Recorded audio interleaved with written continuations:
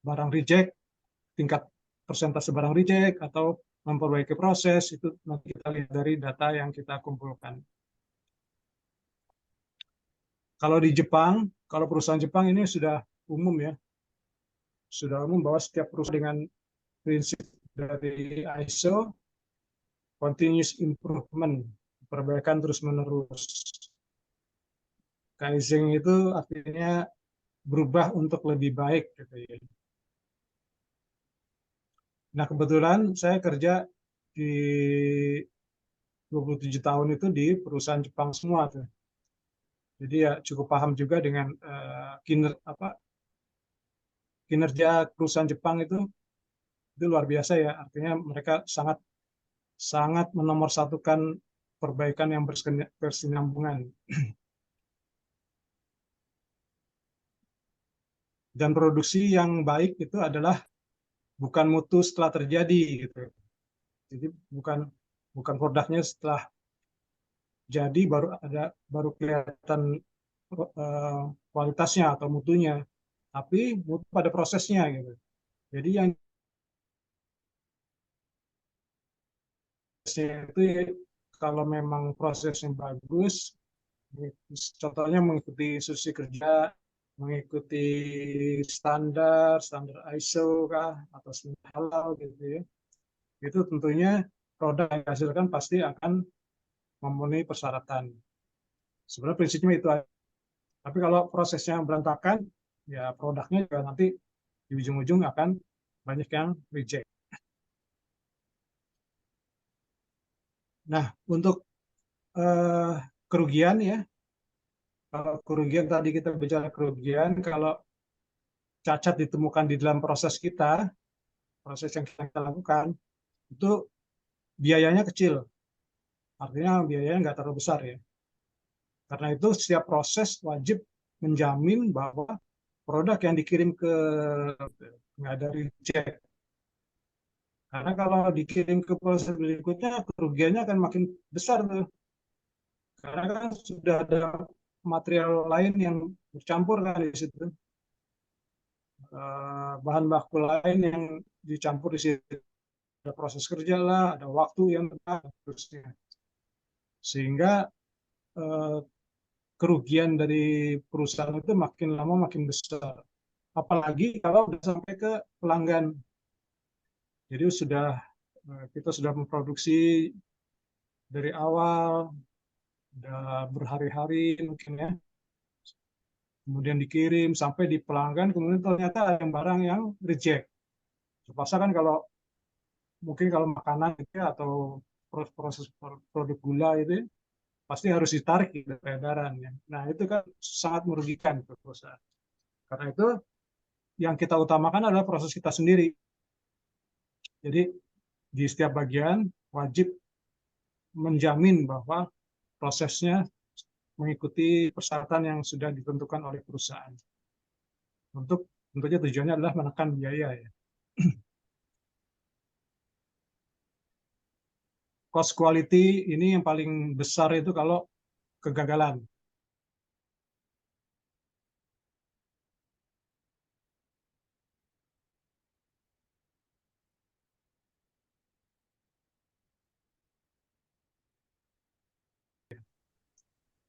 Dan jadi nggak perlu setiap proses ada QC, itu bisa ya. Yang pasti yang harus ditingkatkan adalah pencegahan. Jadi nanti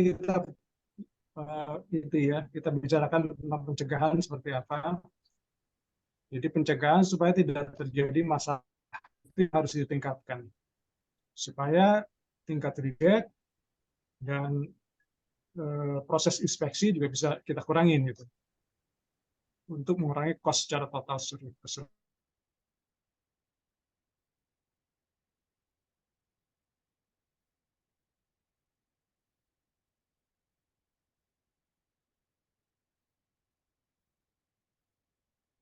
Pengaruh ya. Kalau untuk produk, oke lah, produk itu nanti kita secara tim ke eh, semua departemen itu yang bertanggung jawab. Proses itu kita harus konsentrasi ke proses. Nah, di dalam quality improvement, 7QC tools itu tadi saya sebut bahwa itu alat bantu. Tapi ada programnya gitu. Jadi programnya itu biasanya kita menggunakan 8 disciplines atau 8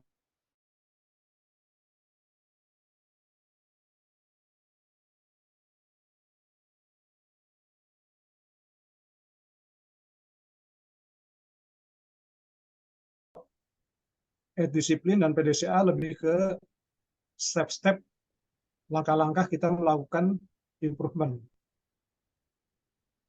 Nah, di dalamnya nanti ada 7 visitors.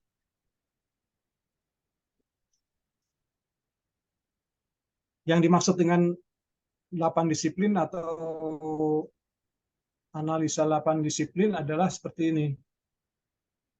Jadi, langkah-langkah kita untuk melakukan perbaikan-perbaikan dalam rangka quality improvement. Ini diperkenalkan oleh Ford Motor ya, perusahaan Ford Motor dari Amerika tahun 80-an ini lama. Nah, D1 adalah pembentukan tim. Jadi kalau kita mau melakukan improvement, quality improvement, ya, Pak, sorry, ini ya Pak, maaf, belum ya? kedengaran suara, ya? Ya, slide-nya belum ganti. Sampai mana Pak di tempat Bapak? Di implementasi. Sekarang tempat Bapak apa?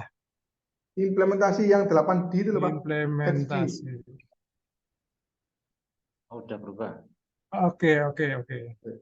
Ini saya close dulu sebentar.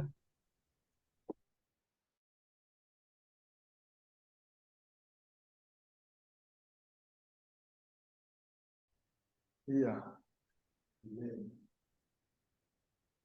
Macet mungkin Pak. Sudah ya? Kalau Ya, sekarang? metode ya ini Pak. Metode analisa. Metode 8D. Ya, metode analisa 8D. Metode analisa 8D tadi saya sudah sampaikan bahwa ini diperkenalkan oleh perusahaan Ford Motor dari Amerika. Kalau 7Ks itu dari Jepang ya. Jadi ini bisa digabung, itu D1, disiplin pertama adalah membentukkan tim. Tim ini tidak hanya orang QA, bukan hanya orang QC, tapi juga melibatkan orang produksi pasti. Karena kalau yang kita perbaiki adalah proses, tentunya orang produksi lebih paham proses daripada kita kan. Karena mereka, makanan mereka sehari-hari itu melakukan proses yang mereka kerjakan. Kemudian setelah pembentukan tim, kita mendefinisikan masalah. Nah, definisi masalah ini diambil dari data-data yang sudah kita kumpulkan. Data-data reject ya tentunya. Data-data proses, kemudian grafik, segala macam itu, 7QC tools, itu kita definisikan masalahnya dari berdasarkan data-data tersebut. Kemudian D3 adalah melakukan tindakan karantina, improve gitu ya. Mungkin satu departemen akan diimprove, jadi kita batasi. Kalau di bahasa Indonesia ini ruang lingkup lah ya. Ruang lingkupnya di mana kita akan batasi, kemudian kita analisa kemudian bersama orang produksi, apa-apa aja nih prosesnya seperti apa, kemudian reject tertinggi apa gitu ya. Itu kita tentukan di situ di D3. DIM data-data reject, data-data masalah yang ada di section tersebut, kita melakukan analisa akar masalah. Ini biasanya menggunakan diagram tulang ikan, toolsnya ya.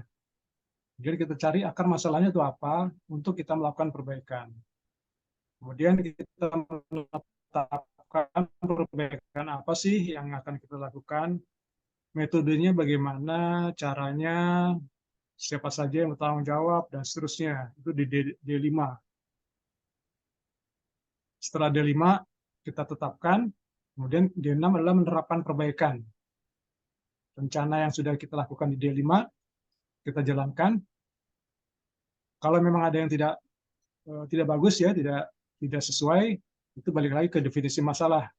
Seperti misalnya kita dari data-data dari kemarin Bu Mayang bilang tiba-tiba menemukan lagi masalah baru gitu. Itu kita balik lagi ke definisi masalah. Tapi kalau memang bagus ya, perencanaan kita bagus, kita bisa jalankan, kita menetapkan standarisasi.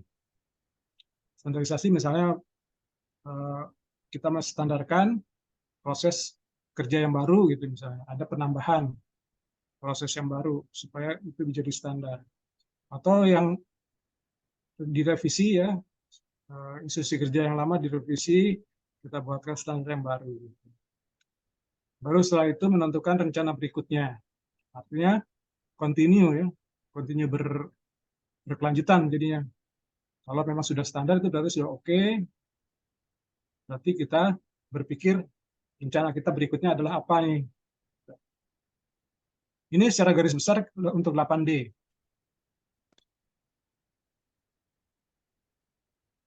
Kemudian ini metode PDCA. Sudah tampil Pak gambarnya Pak, PDCA.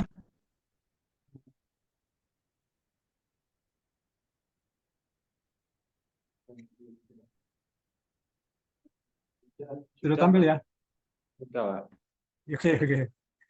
Jadi PDCA ini umum ya, artinya kalau kita sudah menerapkan ISO 9001, kita paham lah ya PDCA ya. PDCA dikembangkan oleh Deming, tokoh quality, atau kalau di orang QC biasanya menyebutkan bapak kualitas gitu ya.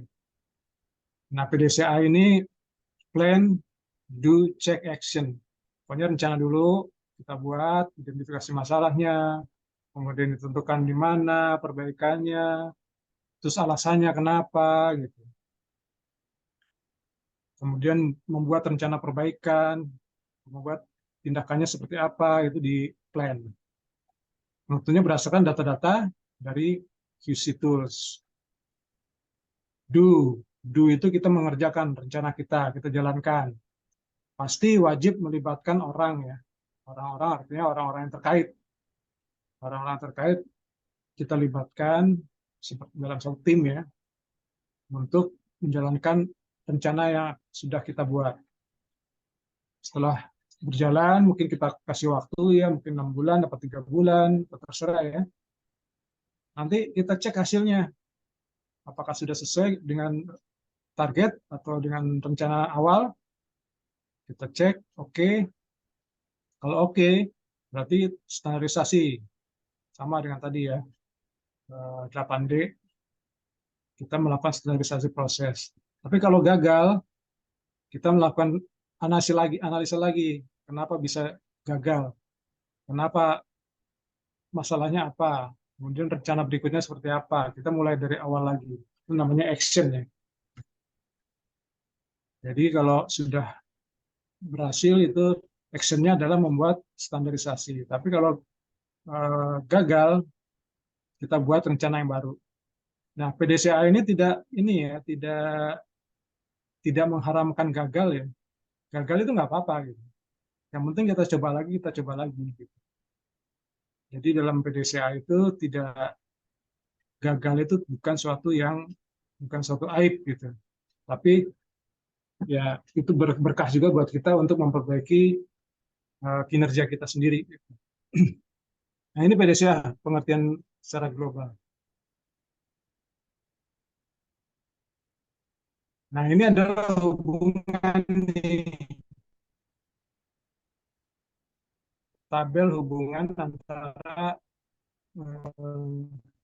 8D, PDCA, dan 7 QC Tools. Sabar Pak, sabar. PDCA itu plan itu ada belum ya? Udah Pak, barusan Pak. Ini masalah online begini nih. Kadang-kadang kalau lagi ya kalau jaringan lagi delay ya, ketunda ya. Jadi ini tabel ya yang menggambarkan hubungan antara PDCA, 8D, dan 7Q Tools. Kalau di plan itu 8D itu cukup banyak ya, ada 5 poin. Pembentukan tim, mendefinisikan masalah, tindakan karantina, kemudian analisa akar penyebab masalah, menetapkan tindakan perbaikan itu di plan, rencana. Ini kita meeting-meeting dulu nih dengan yang terkait, baca-baca data dan seterusnya. Data-data tentunya ada ya, pasti di quality, di QC atau di QA. Untuk plan nomor 1, 2, dan 3 ini bisa kita menggunakan diagram Pareto, histogram atau grafik batang ya, itu salah satu gunakan stratifikasi dan scatter itu bisa digunakan ketika kita mendefinisikan masalah. Kemudian untuk analisa akar penyebab masalah kita gunakan diagram tulang ikan atau fishbone. Kemudian 5Y. Ya, kemarin diagram tulang ikan itu ada 5Y-nya ya. Kemudian 5W 1H. Itu bisa kita gunakan untuk menganalisa akar penyebab masalah. Kemudian kita menjalankan nih rencana yang sudah kita buat di do itu ya. Menerapkan tindakan perbaikan itu, ini bisa kita gunakan 7QC tools-nya macam-macam. Bisa dengan check sheet, pasti check sheet akan pasti dipakai ya. Kemudian bisa dengan Pareto juga, histogram atau grafik batang itu bisa digunakan, control chart, stratifikasi, dan scatter. Itu bisa kita gunakan untuk memonitoring hasil dari tindakan perbaikan kita. Semua dimasukkan di diagram-diagram tersebut supaya kita lebih mudah memonitor. Jadi membedakan ya misalnya sebelum dan sesudah gitu. Seperti apa perbedaan diagram grafiknya itu bisa digunakan. Kemudian kita cek lagi untuk tindakan pencegahan dan standarisasi itu menyangkut pasti ya pada prosedur, work instruction, flowchart, dan seterusnya. Action kalau memang berhasil di poin 8D itu ada namanya penghargaan tim. Jadi penghargaan tim itu ya kita mungkin kalau kita lapor kepada bos mungkin dapat bonus gitu ya mungkin. Jadi kita ucapkan terima kasih atas pada anggota tim yang telah membantu ya. Dan kita menentukan rencana berikutnya. Apalagi nih yang kita bisa lakukan. Nah ini adalah proses quality improvement gabungan antara PDCA, 8D, dan 7QC Tools.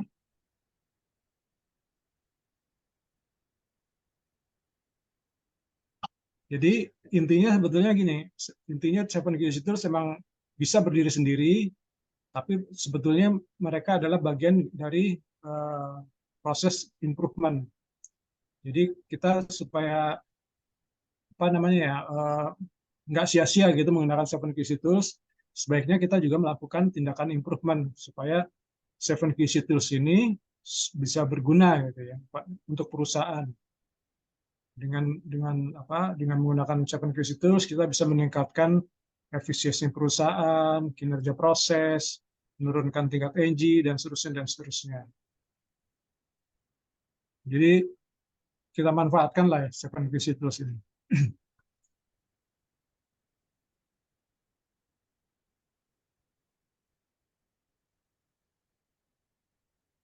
Oke, ini lanjut sudah tampil. Belum Kita Pak, belum. masuk ke plan. Lihat tentang plan itu apa aja. Ya, ya nggak apa-apa, saya ngomong aja deh. Jadi masuk ke dalam plan itu identifikasi kemungkinan dan sumber penyebab. Langkah pertama nih, jadi kita untuk menjalankan, oke udah muncul ya Pak ya? Sudah Pak.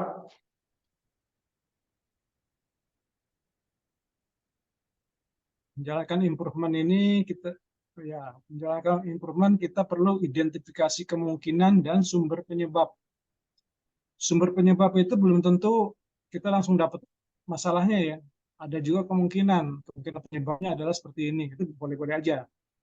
Tapi kalau kita mendapat akar masalah, benar-benar akar masalah, itu tentunya lebih bagus. Tapi nggak apa-apa. Di quality improvement ini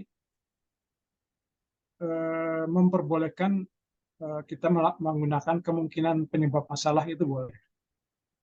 Karena kalau enggak, ya susah ya. Kita nggak jalan-jalan gitu.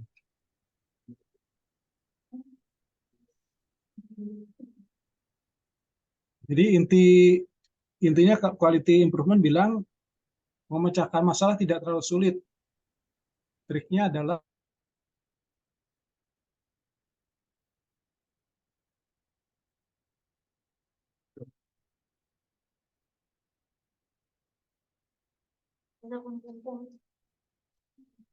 ya Bapak Ibu tadi putus ya ininya internetnya.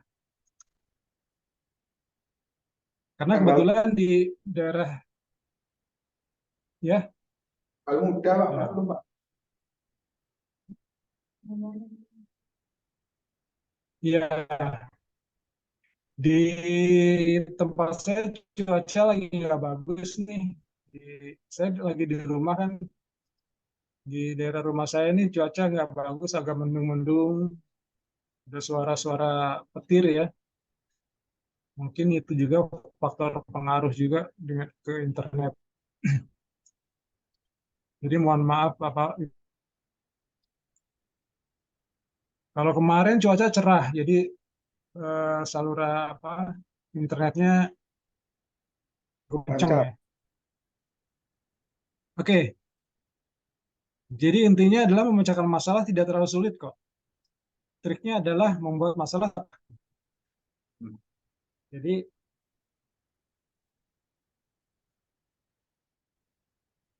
nah, analisa masalah ini sudah berganti ya gambarnya ya. Sebentar Pak. Analisa, analisa masalah ditujukan untuk menggambarkan menggambarkan atau menguraikan persoalan, Ya, nah. jadi menguraikan masalah gitu ya.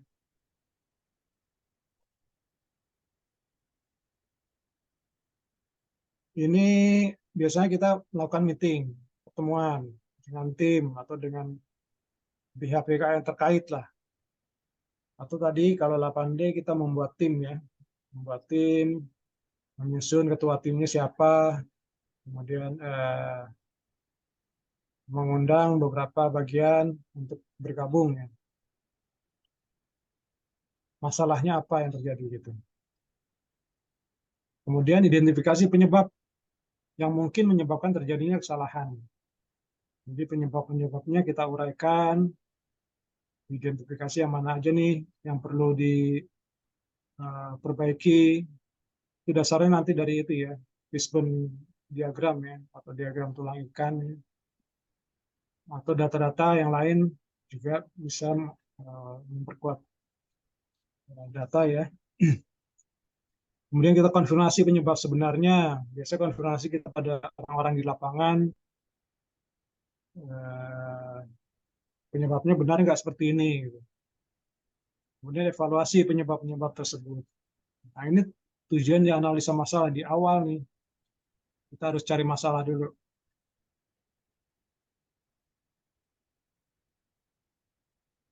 Kemudian sudah muncul Belum. slide berikutnya. Belum. Oke Pak. Kalau slide berikutnya ini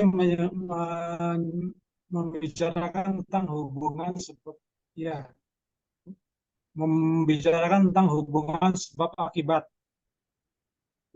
Jadi penyimpangan atau masalah itu adalah bentuk dari ini sehingga terjadi penyimpangan, bukan penyebab. Jadi kalau ada penyebab memang menjadikan menghasilkan akibat, tapi akibat itu nanti akan jadi penyimpangan. Jadi kalau kita sudah melakukan standarisasi ya, ada instruksi kerja, ada prosedur dan lain-lain. Kemudian eh, ada yang merubah gitu, tidak menjalankan instruksi kerja. Di situ nanti terjadi penyimpangan tuh di situ. Nah itu yang harus kita